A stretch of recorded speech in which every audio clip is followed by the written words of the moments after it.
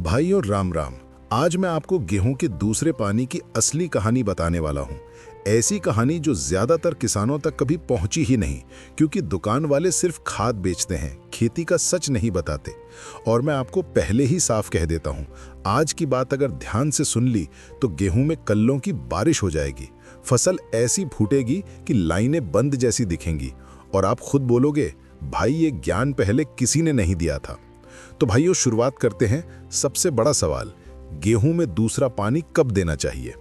सामान्य किसान बोल देता है 25 दिन पर, 20 दिन पर या खुद के हिसाब से। लेकिन खेती कैलेंडर से नहीं चलती, खेती पौधे से चलती है। पौधे को देखो, पौधे से पूछो, पौधा खुद बता देगा, भाई अब मुझे दूसरी बार पानी चाहिए। कैसे पता चलेगा? पौधे की जड़ के पास हल्का मोटापन आ जाए, पत्ती चमकीली हो जाए, पौधा ऊपर से नुकीला दिखने लगे और पैर दबाने पर मिट्टी थोड़ी मुलायम लगे, बस समझो समय आ गया। अगर आप 2-3 दिन भी लेट हो गए तो जितने कल्ले बनने थे उसका 40-50% वहीं मर जाता है। यही कारण है कि कई किसान बोलते हैं हमारे यहाँ 10-12 कल्ले ही बने, क्योंकि दूसरा पानी समय से नहीं हुआ। दूसरा पानी गेहूं की जिंदगी का असली मोड़ है। इस समय पौधा अपने सबसे बड़े काम पर लगा होता है, कल्ले बनाना। ये वो समय है जब आप सही खाद, सही तरीका, सही पानी दे दिए तो पूरा खेत सोना उगलने की तैयारी में लग जाता है। और अगर गलती हो गई तो भाई चाहे बाद में कितना ही खाद डाल लो, कितनी ही मेहनत कर लो, गेहूं वापसी नहीं करता। अब तरीका सुनो। दूसरा पानी हल्का देना होता है। मतलब ये नहीं कि खेत का चेहरा चमक जाए। हल्का का मतलब है नमी जड़ तक जाए पर मिट्टी की ऊपरी सतह कड़ी न हो। अगर आप तेज पानी छोड़ दिए तो मिट्टी बैठ जाती है, मिट्टी बैठी तो जड़ों का दम घुट गया, जड़ें कमजोर तो कल्ले आधे। इसी के बाद किसान बोलता है हमारा गेहूं पतला पतला रह गया। अब असली बात, दूसरे पानी में क्या डालें? ज्यादातर किसान यही गलती करते हैं, डीएपी डाल देते हैं। डीएपी इस स्टेज पर जहर की तरह काम करती है। पी यानी फॉस्फोरस अभी पौधा नहीं लेता। अगर आप डीएपी डाल दिए तो जड़ पर भार बढ़ता है, कल्ले बनने की ताकत कम हो जाती है। इसलिए डीएपी इस स्टेज पर बिल्कुल नहीं। अब आती है यूरिया। यूरिया दूसरे पानी की जान है। यही वो खाद है जो पत्ती बढ़ाती है। पत्ती बढ़ी तो फोटोसिंथेसिस बढ़ा, फोटोसिंथेसिस बढ़ा तो दाना भराव अपने आप डबल। लेकिन यूरिया अकेली काम नहीं करेगी, इसके साथी चाहिए। साथी नंबर 1, सल्फर। भाई साफ सुन लो, सल्फर वो चीज है जो कल्लों को फोड़कर बाहर निकालती है। सल्फर नहीं होगा तो कल्ले आधे रह जाएंगे, दाना हल्का आएगा, वजन गिर जाएगा, पत्ती रोग पकड़ेगी। इसलिए दूसरे पानी में कम से कम 5-6 किलो सल्फर यानी 90% जरूरी है। साथी नंबर 2, जिंक। जिंक जड़ को लंबा करता है, पौधे को ठंड झेलने की ताकत देता है, ऊपर की पत्ती को मजबूत करता है, दाना बनाते समय कमी ना आने दे। ये जिंक के बिना मुमकिन नहीं। इसलिए 5 किलो जिंक सल्फेट अथवा 1 लीटर लिक्विड जिंक देना सबसे फायदेमंद। साथी नंबर 3, अगर मिट्टी बहुत हल्की है, रेतीली है, पानी जल्दी नीचे चला जाता है तो 5 किलो पोटाश दे दो। इससे नमी जड़ में रुकी रहती है, पौधा ठंड में जमता नहीं। अब सुनो दूसरा पानी का golden mix. Urea 20-25 kilo, sulphur 5 kilo, zinc 5 kilo और जरूरत पड़ने पर पोटाश 5 किलो। भाई ये एक मिक्स वो चमत्कार करता है जो कोई दुकान वाला आपको कभी नहीं बताएगा। अब बात करते हैं कि इस मिक्स को डालने के 7 से 10 दिन बाद खेत में क्या क्या बदलाव दिखते हैं। पत्तियों का रंग गहरा हरा और चमकीला, पौधे एकदम खड़े हुए, बीच की लाइनें बंद जैसी, जड़ें नीचे तक भरी हुई और सबसे बड़ी बात, कल्लों की बरसात। एक पौधे में 20-25 नहीं, अच्छी मिट्टी में 30-40 तक कल्ले भी निकल आते हैं। अब आते हैं असली सवाल पर कि कुछ किसानों के खेत में कल्ले क्यों नहीं निकलते। कारण साफ साफ। पहला, सल्फर की कमी। दूसरा, जिंक की कमी। तीसरा, दूसरा पानी देर से देना। चौथा, डीएपी की ज्यादा मात्रा। पांचवा, मिट्टी का तापन।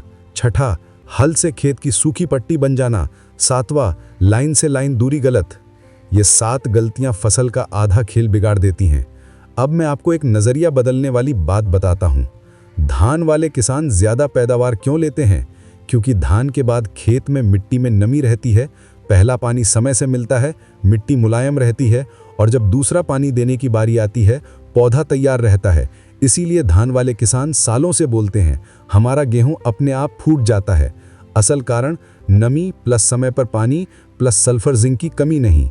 अब हम चलते हैं पार्ट 2 में, जहां मैं आपको बताऊंगा तीसरा पानी कब, कैसे, किस चीज़ के साथ, दाना कैसे भारी करें, वज़न कैसे बढ़ाएं, बालियां कैसे टाइट करें और 40-45 क्विंटल नहीं बल्कि 60 से 65 क्विंटल तक पैदावार कैसे ले जाएं। ये असली विज्ञान है। ये वही ज्ञान है जो किसान को करोड़पति नहीं तो लखपति ज़रूर बना देता है। अगर आप तैयार हैं तो अब मैं आपको पार्ट 2 सुनाता हूँ। भाइयों, अब बात करते हैं गेहूं के सबसे महत्वपूर्ण हिस्से की, दूसरे पानी के बाद से लेकर दाना बनने तक का पूरा चक्र। यही वो चक्र है जिसमें किसान की 80% मेहनत लगती है और 100% पैदावार तय हो जाती है। आप अगर इस हिस्से को समझ गए तो आप गेहूं की फसल को डॉक्टर की तरह चला लोगे। और भाई, जिस किसान को अपनी फसल का असली ज्ञान हो जाए उसका घाटा कभी नहीं होता। अब सुनो, दूसरे पानी के 15-18 दिन बाद तीसरे पानी का समय आता है। ये समय पौधे के अंदर गांठ बनने का समय है। ये गांठ वही होती है जिसमें बाद में बाली बसती है। अगर इस स्टेज पर पौधे को ताकत नहीं मिली तो बाली आधी बनेगी, लंबाई कम रहेगी और दाना छोटा आएगा।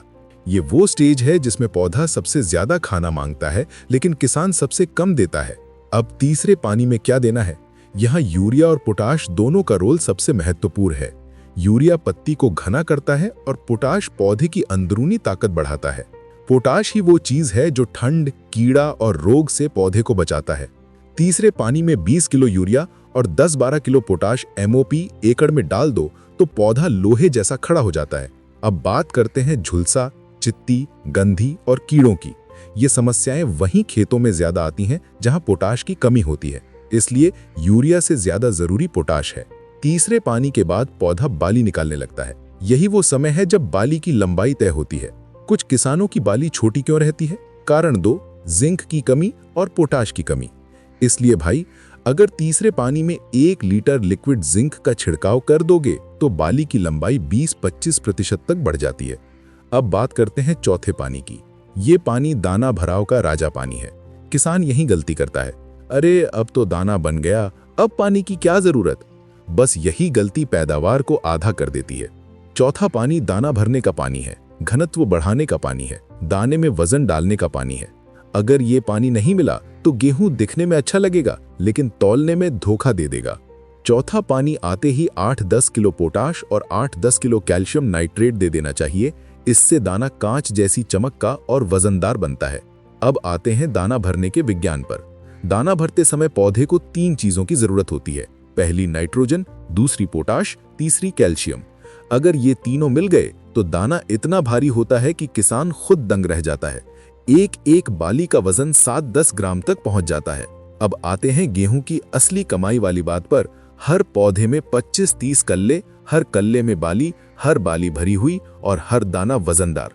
ये तब होता है जब पौधा शुरुआत से ही मजबूत हो। इसलिए भाई, दूसरे पानी से लेकर दाने तक की पूरी यात्रा विज्ञान से चलती है। बिना विज्ञान, बिना समझ, बिना सही खाद, खेती किस्मत पर चलती है। और किस्मत पर चलने वाली खेती बहुत कम किसानों को फायदा देती है, पर विज्ञान पर चलने वाली खेती हर किसान को अमीर बनाती है। इसलिए जो आज मैंने आपको बताया वो सिर्फ सलाह नहीं, ये एक पूरा सिस्टम है जो अगर आपने खेत में लगा लिया तो अगले 2-3 साल में आपके गांव के किसान खुद आपसे पूछेंगे, भाई तुम्हारा गेहूं इतना क्यों फूटता है। अब आखिरी नजरिया बदलने वाली बात, गेहूं अगर दाना नहीं भरता तो उसका दोष खाद को मत दो, दोष स्टेज वाले प्रबंधन का होता है। स्टेज मिस, पैदावार मिस। सही स्टेज पर सही खाद, गेहूं खुद सोना उगलेगा। खेती में पैसा खर्च करना जरूरी नहीं, ज्ञान जरूरी है। मैं आपको खेती का पूरा विज्ञान जमीनी भाषा में इसलिए बता रहा हूं ताकि आप किसी दुकान वाले के जाल में न पड़ें। खेत आपका है, फैसला आपका है, मेहनत भी आपकी है, तो ज्ञान भी आपका ही होना चाहिए। और जब ज्ञान आपका होगा तब अगली बार आप नहीं कहोगे कल्ले नहीं बने, बल्कि आप कहोगे इस बार फसल रिकॉर्ड तोड़ेगी। यही था पूरा पाठ 2। यही है गेहूं की पैदावार बढ़ाने का असली रास्ता। मेहनत प्लस समय प्लस ज्ञान इज इक्वल टू फसल।